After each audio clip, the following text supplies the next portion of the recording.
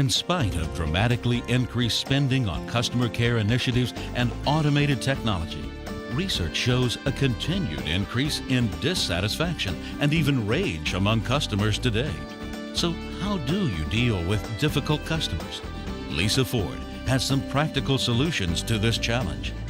Lisa Ford is a specialist in advising companies about how to best serve and retain customers. Her best-selling books and audio and video training programs are marketed worldwide. Listen as Lisa Ford explains how to deal with difficult customers. How to deal with the difficult customer.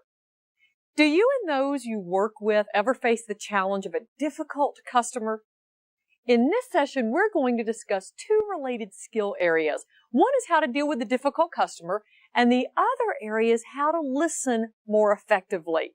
First, we'll look at strategies to handle the difficult customer, and then we'll move to listening skills. As you might guess, powerful listening skills are crucial to prevent a customer from becoming difficult. Now, I have to explain something to you. This is the time I have to admit to you, I love dealing with difficult customers. Now, I know that might be a little strange. I see your looks, but they give me a chance to solve their problem and win back their satisfaction. The alternative is they stop doing business with your organization. So I would rather hear the complaint and have the challenge of being able to turn them around. Think about your business for a moment. Why do customers become difficult? There are a lot of reasons, and I'm sure we could go on with quite a long list. There are four that come to mind. Number one, the customer did not get what was promised. The product or the service didn't work. Number two, somebody was rude. Number three, nobody went out of their way to provide service. They weren't courteous. They weren't pleasant. And number four, nobody listened.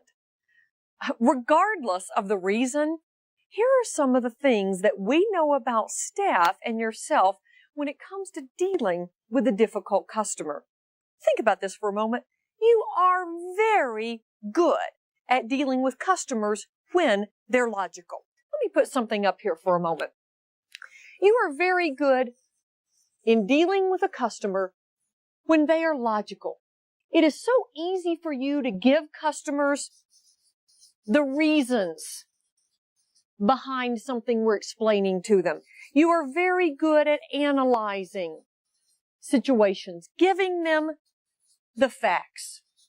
But I have to ask you, every so often you end up dealing with a customer who is not logical. They're frustrated. They're irritated. They find themselves emotional about something. Do you ever get customers in this state of mind? Now, here's my question to you. How well does a customer hear logic when they're emotional? They don't. We are not logical people. We are psycho. Now, you can take that any way you want, but we are psychological. And when we're dealing with someone who is emotional, we are wasting our time attempting to be logical when they're upset. Now, I want you for just a moment to put yourself on this side. Have you found yourself emotional at some time? Maybe when you've been the customer? Have you found yourself in a situation where possibly you've been in an argument and you have been thinking about the argument a half hour later? Have you done this? You may be driving home, you may be sitting at your desk, you're working out in the garden, you're doing something, but you're reviewing this argument. How many of you have said, half hour later, that's what I should have said? Have you noticed how the wonderful thing you could have said that would have worked comes to you, but it's a half hour too late? Well, the reason that happens is based on how our brains work when it comes to this stuff. The left hemisphere of our brain controls a lot of our ability to hear logic, to process reason. The right hemisphere of our brain controls more of our emotions, as well as our ability to be creative, to have intuition, a number of other things. Now, the reason I tell you this is, how does a customer fit in here? I want you to think for just a moment. When you're dealing with a customer and they're over here, what happens to their ability to speak, their verbal skills? What do you hear a customer doing? Here they are upset, they're emotional, frustrated. What do you hear with their verbal skills? Frustration. What else do you hear? How do they speak? Loud. Exactly. And sometimes they stutter, they stammer. It's like the words don't come out in the right order. And when some customers are extremely difficult, have you ever had a customer use language you'd rather not hear?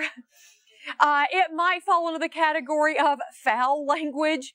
For some reason, we're not quite sure why, but foul language is the only language for most of us that has ended up on this side of the brain. So our normal verbal skills are all on this side, but when we find ourselves emotional for a brief period of time, we cannot hear logic. That's why I want you, in dealing with a difficult customer, to always deal with the emotions first and then bring the customer over to the logical side. Acknowledge the emotions and then use the process that we're going to discuss in just a moment to move them over to the logical side. I have to ask you, have you ever dealt with someone who was so difficult, so frustrated, that they had the ability to drag you or your staff member from the logical side to the psycho side? So not only is the customer difficult, you're getting a little difficult with them at the same time. So that's why we need this 7-step process. The first step to deal with a difficult customer is, number 1, remain calm yourself. Yeah, I heard you. Some of you laugh like that's easier said than done. You're exactly right. I will give you 2 strategies to help you deal with this. The first one is, learn your body's early warning signals. Learn your body's early warning signals. See, luckily, before we really get upset, all of our bodies let us know we're getting there. Okay? I will go ahead and tell you my early warning signal. It's this. I clench my jaw. Now, what are some that you think of that you do? Other early warning signals. Fist clencher. Okay, what else? Yes, your breathing changes a bit, which then sometimes can affect how I start to sound. Other early warning signals? Shakiness. Yes, you get a little shaky. Others might get a little sweaty. Okay? I bet a few of you start to feel a little tension and tightness up in the neck and the shoulders. So learn your signal, and here's what you do. By knowing it, you now can do the opposite of it. And that can keep you calm. So for me, if I clench my jaw, one of the easiest things I can do is simply unclench my jaw. If I'm a fist clencher, I can simply unclench the fist. If I start to feel a little sweaty, I can wipe the palms off by possibly putting a hand in a pocket or behind my back. Many of these things we can do so easily because we have contact with the customer over the telephone. So we can do the opposite and no one knows we're doing the opposite. But if I'm face to face, I've got to be a little more subtle about it. Now, some of you may be thinking, I don't know what my early warning signal is. If you don't know what it is, ask people who know you very well. They know. Someone you work with. Oh, especially children. Children always know what you do. So go home and say, honey, before I really get mad, what's the first thing I do? And they'll say, oh, Mama, your eyes get real little. Or they'll say, oh, Daddy, it looks like your heart's moved up here and it's going to pop out of your head. I mean, they know exactly what you do. Learn your signal, do the opposite, and then practice the technique. Now, that's one way to stay calm. Another way to stay calm is listen to your self-talk, your internal dialogue. See, I believe when we face a difficult customer, we usually say things to ourselves such as, who do they think they are? I don't have to sit here and listen to this kind of stuff. I'm not getting paid enough to have to take this. So the more I say that to myself, what am I doing? I'm getting myself worked up. So listen to what you say to yourself and change what you say. So learn your signals, then do the opposite, or change your self-talk. Those two steps will help you remain calm and keep yourself from going to the psycho side. That's the first step. Number 2, to calm down the difficult customer, you know this one, is let the customer vent. Let them vent. And don't interrupt. That is a strong rule of thumb. Don't interrupt. Here's what I want to ask you. Have you ever dealt with a customer who was so angry that they memorized what they were going to say before they called you to say it? And let's say you interrupt them. What do? Start over. They only have it memorized from the beginning, so they've got to start over. And don't interrupt. Oh, this is very hard for you. Because halfway through the venting process, in some situations, you know the answer. You know what you're going to tell them, and when you tell them, they're going to be happy. Even though you're ready to tell them the answer, they are not ready to listen to it and hear it. So interrupting only prolongs the conversation. Let them vent. Don't interrupt. You'll know when the customer is finished venting. They sound like this. You ever heard that before? It's like, or they say, well, what are you going to do about this now? So now it's your turn. After they vented, deal with the emotions. Some of you are thinking, but wait a minute. They vented. They're finished. Well, you can't be sure they're really finished until you've acknowledged the emotions. The third step is restate. Third step is restate the customer's emotions. Restate what they just vented about. Or, number 4 step, find agreement. And if there's nothing you can agree with, accept their point of view. 4th step, find agreement or accept their point of view. When you think about it, that simply is helping you get on the same side as that customer. And the 5th step, which also helps you deal with and acknowledge the emotions, is show empathy. Here's an example of restating and finding agreement. I was listening in on a phone call one day at a very large international utility company. And I heard the representative answer the phone, very bright. She answered, great tone of voice, named her company, identified herself, and the customer let loose. And the customer said, you all are nothing but a bunch of rip-offs. This is the highest bill we've ever received. It's outrageous. And there's no way that it could be right because the meter reader never even gets out of the truck to read the meter. She was finished. Now it was time for the representative from the utility company to respond. Here's what she said. Said, so you're concerned because this is the highest bill you've ever received? Do you hear that? Restating. Then the customer said, you're right. Still not happy. And the representative said, I'd be calling too if it's the highest bill we had ever received. Did you hear that? Finding agreement. Notice how she used finding agreement. She said, I'd be calling too if it's the highest bill we'd ever received. She did not find agreement inappropriately. And this is where I believe we need guidelines, and your team needs guidelines, because they need to realize we can agree, but we've got to do it appropriately. Such as, she could have really messed this up and agreed with another part of that statement. Like, you're right. We are ripping you off. and that wouldn't have worked, as we well know. So we've got to make certain we're using those skills very appropriately. She did restating, check the mood of the customer. Was she really finished venting? She wasn't. She said in a very strong voice, you're right. She found agreement. Then the customer was ready to move on to logic.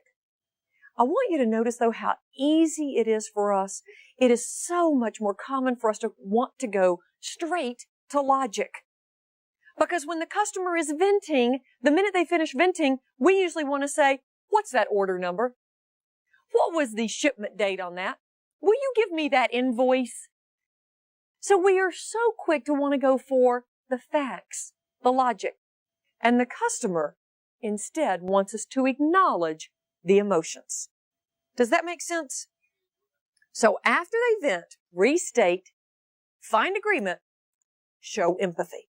All three help you acknowledge the emotions, and I will say there are many times you will need to use all three of those. You'll restate, then you'll try empathy, and then you'll have to go back and find agreement because the customer is still not calm. So learn from that example. The woman at the utility company, she did a great job at dealing with the emotions first, and that at any point in the process, when the customer's calm, then you can move on to the logical side once you've determined the customer is ready for logic. Before we move to the sixth step, let's work through certain words not to use when dealing with a customer, especially ones who are difficult. Now, I would say avoid these words all the time, but especially ones who are difficult. These are what I call emotional trigger words. There are certain words that the minute you use them, it just triggers an emotional response in the customer. The last thing we want. Let me walk you through some of these. The word can't. Can't is an emotional trigger word. The minute the customer hears what you can't do, that usually sets them off. They only want to know what you can do. The word no or I don't know. They want to hear what you can do for them, what you do know. Even if the answer is no, they want to hear, well, is there an alternative? If the answer is I don't know, well, what are you going to do to get the information? And that's exactly what our customers want. Oh, another word avoid using is the word policy. Have you noticed customers don't like to hear policy? They always want to talk to somebody who can change the policy for them. Now, somebody think, wait a minute, Lisa, sometimes I have to quote policy. Just don't call it policy. Instead, say to the customer, oh, here's how we're going to handle this. And then quote policy word for word. Oh, here's what we do on this. And quote policy. Just simply don't call it that. A few other emotional trigger words. Avoid the phrase, you should have. Or, why didn't you? Those only place blame on the customer, and it keeps you from moving forward into problem solving. Other phrases saying, well, the only thing we can do here is. Instead say, oh, I think the best option is. See, many of those words will typically only worsen the situation. Oh, the worst one is this. At some weak moment, have you ever said to a customer, now just calm down? Didn't work, did it? And it was a weak moment. Brainstorm other emotional trigger words with your team and help everyone listen for those words and work to avoid using them. At this point, we've covered 5 steps to deal with the difficult customer. Let's say you've done all those and you've done them very well. You've stayed calm. You let the customer vent. You dealt with the emotions and the customer is still difficult. You have them every so often. What now? The sixth step is gently confront. This is not an easy skill to use, but I want you to take notes so you can teach it to those you work with. Here's how it sounds. Use the customer's name. Usually you have the customer's name. Use it. Mr. Miller, I really want to help you. As long as you continue to yell, I am finding it difficult. I can look into this for you. Will you let me? Do you hear that? Let me do one more of them. Mrs. Young, I really want to help you. As long as you continue to use this language, I am finding it difficult. I can see if we can get this resolved for you. Will you let me? Let's take that apart for a moment. Notice you use the customer's name. There is something about using the customer's name that helps diffuse it a bit. Okay, it nearly catches their attention. Then, I really want to help you. Here, help is in your tone of voice. This next statement is up to you. I am finding it difficult when you use this language. Fill in the blank. Okay? Mr. Miller, I really want to help you. When you use this language, I find it difficult. When you continue to yell, I am finding it difficult. So fill in the blank with whatever the behavior is, then explain the situation such as, I can fix this. I can look into this. I can get this resolved. Whatever's appropriate based on the situation. This last question is very important. Will you let me? It's difficult for somebody to say, no. They need something. They need you. If you've used a similar technique to this, have you ever had the customer at about this point nearly apologize? They sometimes don't really apologize, but it sounds like this. I know it's not you personally, but just every time I have to deal with you people. You notice what they're doing. They're pretty much saying, okay, I'm finished. Let's move on. And at that point, you can then move to logic.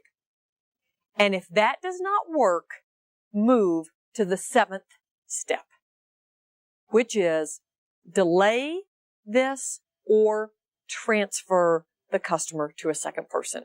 Delay or transfer. Now, if I delay, then I need to get back as promised. And if I have given it to the second person, now many of you are thinking, wait a minute, I am that second person. You're the one who gets the difficult customer. You're the one who gets the transferred tough customer. Have you ever noticed when they get to you, what frame of mind are they in? They're nice. They're now calm. Why is this difficult customer who was very difficult with the first employee, why are they now nice with you? They got vented. Time. They're done. And now they're ready for action when it comes to you. So do me a favor. Go back to the first individual who sent you this difficult customer and say, thank you. Because you took the hard part. They were easy for me. They got vented on you. They were nice with me. Thank you. That certainly can help our teamwork. I believe we need to see our difficult customers as a challenge. And some of you do love difficult customers. You're like me. You think they are a bit fun because it gives you a chance to see how good you really are. There's a great quote from an author named Rita Mae Brown. She says this, people are like tea bags. You never know how strong they are until they're in hot water. Well, with difficult customers, you're in plenty of hot water, and you get a chance to test your strength on a regular basis. Let's now turn our attention to listening skills. Listening is the foundation of effective communication. For example, if I have a difficult customer and did not listen very well, then I will be unable to use the 7-step process that we just discussed. I would not appropriately restate or show empathy effectively or find agreement sincerely. I won't even hear the real reason for their anger. And as you know, listening is needed in many other situations, such as handling the simplest transaction of filling an order to handling a technical question, to responding to employees' concerns at a meeting. So keep your everyday encounters in mind as we talk about listening skills. Everyone wants to know they've been heard, especially customers and those that you work with. Listening is such a powerful skill because it shows respect. It shows that you really do understand what the person has just said and you care. To me, it's amazing what you can do with such a simple skill. Here's what's interesting. We all know it's a very simple skill, but it's not an easy skill to use every single day. We have to work at it. And I think that's why we need to be reminded of some of the strategies that we want to talk about. To be the best at listening, let's go through these 4 steps of how to improve how you listen. The first one, be ready to listen. Be ready to focus on that customer, that individual within your organization at that moment, at that time, which means block out all that internal noise, external noise, the visual, the side conversations, that chatter that's going on inside your head. Clear your head, be ready to listen, and focus. The second step, take notes. Take notes, that simply makes you a better listener. You track what the customer is saying, what this individual is saying as you're listening, and it really keeps you focused. It also helps your memory at that point, and it helps you separate customers. As you know, sometimes they start to sound a lot alike. You've dealt with 14 that day. I would also recommend you say to the customer, especially when dealing with the customer on the phone, I am concerned about this, I'm writing it down. When you say I'm writing it down, I find your customer now feels taken seriously and they're less likely to repeat themselves. See, when they don't think they're being heard, they keep saying the same thing over and over. And if you say I'm writing this down, they help you. They even say things like, well, the second thing is, the third thing is, they start numbering them for you. That's great. And the third step, show you are listening. There are 2 ways to do this, attentive silence and attentive words. Many of you are doing the first one right now, the attentive silence, the eye contact, the head nods, the posture, the position, showing you're with me, you're listening. Now, if you're on the phone and you only do attentive silence, what will the caller say? Are you there? Hello? Are you listening? So you've got to go to attentive words, which are, yes, oh, I see, certainly. Simply let them know you are listening. And the fourth step, restate. To be an effective listener, you must restate to show you're involved in the conversation. You can restate either content or emotions. Now notice it's called restating, not repeating. And you can partially restate what the person has said. You don't have to restate everything they just said. And by partially restating, you take control of the conversation. The 4 steps of listening will help you communicate more clearly and respectfully. While listening, do something that's also called listening around the edges. Because sometimes people mean things that they don't really say, but they say it through their tone of voice and through their body language. And there'll be less chance for miscommunication if you really listen for the feeling, the emotion, the frustration, the anger, the excitement. So listen around the edges. There's an old saying, it's my favorite, that says this: there's a difference between listening and waiting for your turn to talk. Make sense? Which is your habit? Especially with customers. Customers don't say that many new things. So they get 8 words out and you pretty much know what the next 42 will be. And you start tuning out. I want you to truly listen and not just wait for your turn to talk. Listening is the most powerful tool in the world of management and customer service. When employees are great at listening, they will be great with the customer. But as we discussed, sometimes the customer can be difficult, and we all need special skills to handle them. The 7-step process is a proven way to calm down the customer and create a more satisfied one. Remember, a complaining customer is a good thing because you are given the chance to hear their problem and move forward to solving it.